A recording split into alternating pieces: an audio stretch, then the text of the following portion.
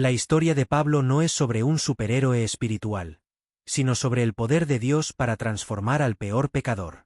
Si él pudo cambiar a un perseguidor en el apóstol de los gentiles, puede redimir tu vida también.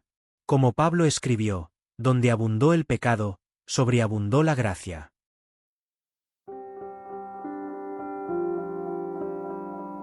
Conversión de Saulo.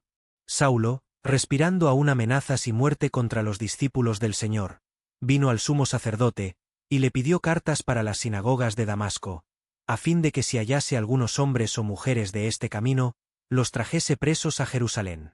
Mas yendo por el camino, aconteció que al llegar cerca de Damasco, repentinamente le rodeó un resplandor de luz del cielo, y cayendo en tierra, oyó una voz que le decía: Saulo, Saulo, ¿por qué me persigues? Él dijo: ¿Quién eres, Señor?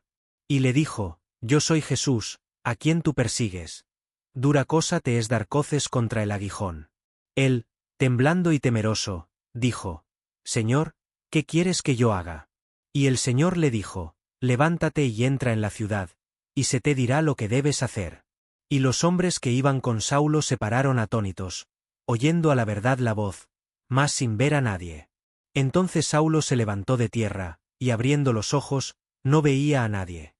Así que, llevándole por la mano, le metieron en Damasco, donde estuvo 3 días sin ver, y no comió ni bebió. Había entonces en Damasco un discípulo llamado Ananías, a quien el Señor dijo en visión: Ananías. Y él respondió: Heme aquí, Señor. Y el Señor le dijo: Levántate, y ve a la calle que se llama Derecha, y busca en casa de Judas a uno llamado Saulo, de Tarso.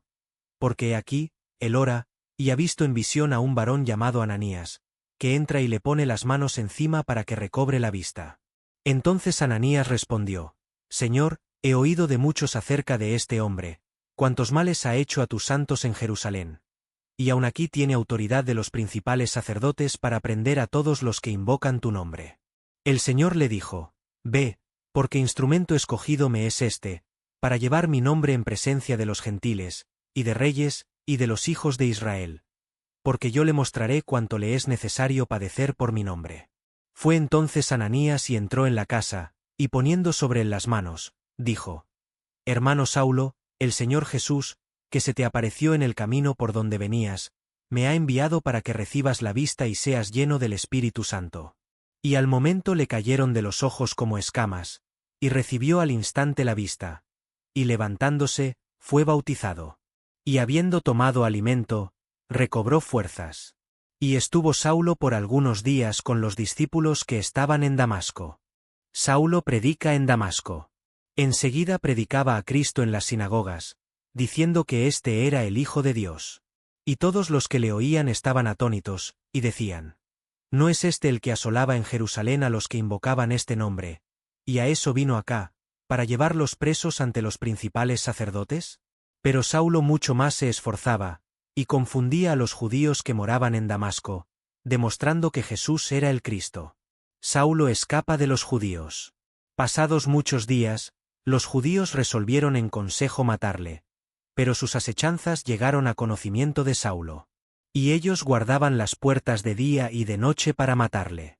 Entonces los discípulos, tomándole de noche, le bajaron por el muro, descolgándole en una canasta.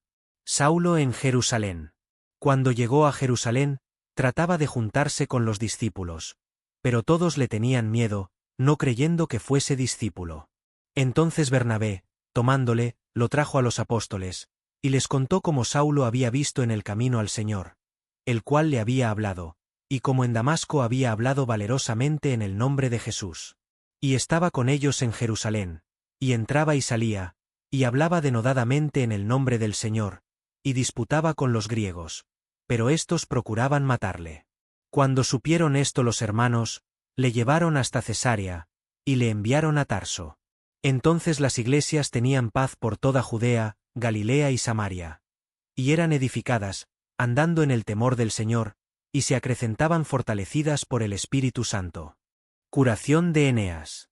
Aconteció que Pedro, visitando a todos, vino también a los santos que habitaban en Lida.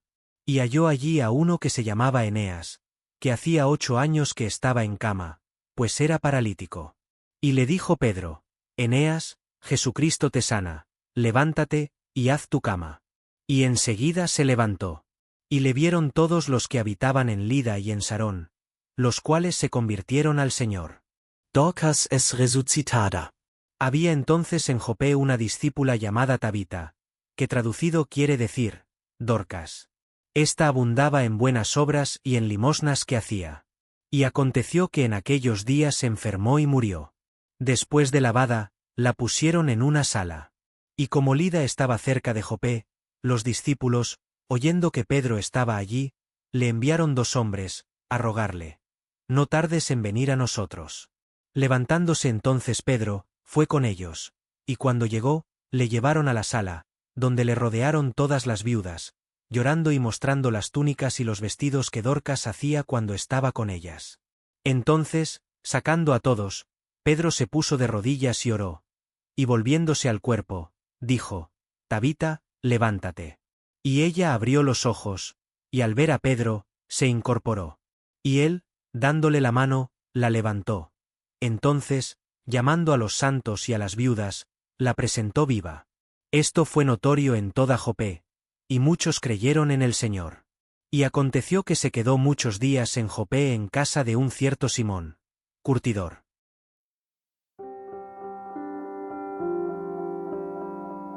Saulo de Tarso era un fariseo brillante, pero su celo lo llevó a perseguir a los cristianos. Respiraba amenazas de muerte y aprobó el asesinato de Esteban. Pero en el camino a Damasco, una luz del cielo lo derribó. Oyó una voz: Saulo, Saulo, ¿por qué me persigues? Era Jesús, a quien él creía estar sirviendo al perseguir a la iglesia. Quedó ciego por 3 días, hasta que Ananías, un discípulo al que él hubiera arrestado, lo sanó y bautizó. Saulo, ahora Pablo, se convirtió en el misionero más influyente. Escribió 13 cartas del Nt, plantó iglesias por todo el Imperio Romano y sufrió por el Evangelio. 4 lecciones sobre la transformación radical de Pablo. Primera. Nadie está fuera del alcance de la gracia de Dios. Pablo era un perseguidor, pero Dios lo eligió para ser vaso escogido.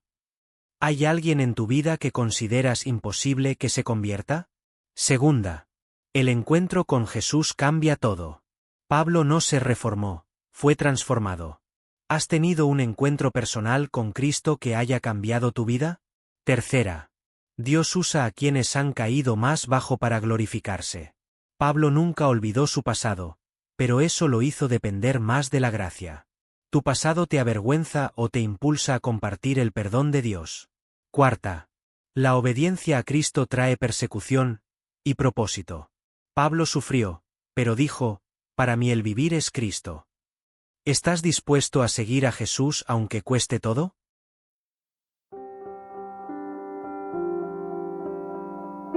¿Hay áreas de tu vida donde resistes a Dios? La gracia puede transformar hasta el corazón más duro. Para esto fui llamado, para mostrar la paciencia de Cristo.